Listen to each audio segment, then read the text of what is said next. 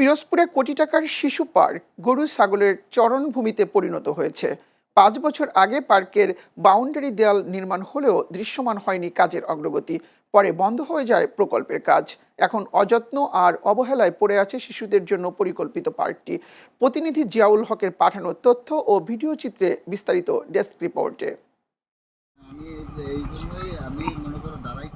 5 বছর আগে পিরোজপুর সদর উপজেলার খুমুরিয়া এলাকায় বলেশ্বর নদীর তীরে শিশু পার্ক নির্মাণের সিদ্ধান্ত নেয় জেলা পরিষদ।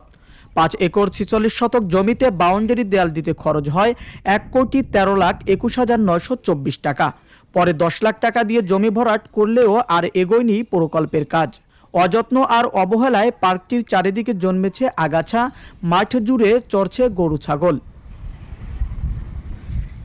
স্থানীয়দের দাবি, দ্রুত প্রয়োজনীয় বরাদ্দ নিশ্চিত করে শিশু পার্কের নির্মাণ কাজ শেষ করা হোক। আমি এখানে প্রায় ঘুরতে আসি এবং এসে শুনি যে এখানে একটা পার্ক আছে, বাট এখানে এসে দেখি কোনো পার্ক নেই, শুধু একটা খোলা মাঠ, চতুর্দিকে দেয়াল ফিরানো, এটাই নাকি পার্ক নামে বলা হয় আর কি। লাখ লাখ টাকা এখানে ইনভেস্ট করেছে সরকার, তো শুধু শুধু এভাবে ফেলে রেখে লাভটা কি? যদি বিনোদনের জন্য একটা পার্কের ব্যবস্থা করতো। পিরোজপুরে আসলে এরকম কোনো পার্ক নাই যেখানে বাচ্চারা তাদের বিকালবেলার সময়টা ব্যয় করবে। দীর্ঘদিন পরীক্ষা আছে এরকম ভাবে চারিপাশে ওয়াল দিয়ে রাখছে, দেখা গেছে বিল উঠে নিয়ে ফেলছে, এখানে কোনো কাজ হয় নাই। এখানে যদি একটা পার্ক হতো তাহলে এলাকার ছেলেপানরা এখানে একটু সময় দিতে পারতো।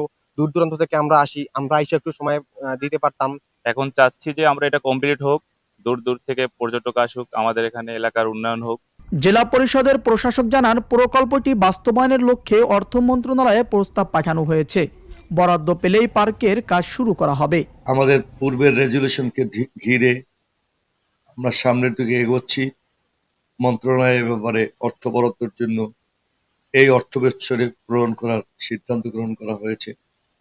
আশা করছি অচিরেই পিরোজপুরবাসীর জন্য, বিশেষ করে শিশুদের জন্য একটি চমৎকার দর্শনীর বিনিময় পার্ক হবে। স্থানীয়দের প্রত্যাশা, দ্রুত প্রকল্পটির কাজ শুরু করে সরকারি অর্থের যথাযথ ব্যবহার নিশ্চিত করবে সংশ্লিষ্ট কর্তৃপক্ষ। এর মধ্য দিয়ে গড়ে উঠবে শিশু কিশোরদের জন্য একটি আধুনিক বিনোদন কেন্দ্র। Abu name Shah, channel S news desk.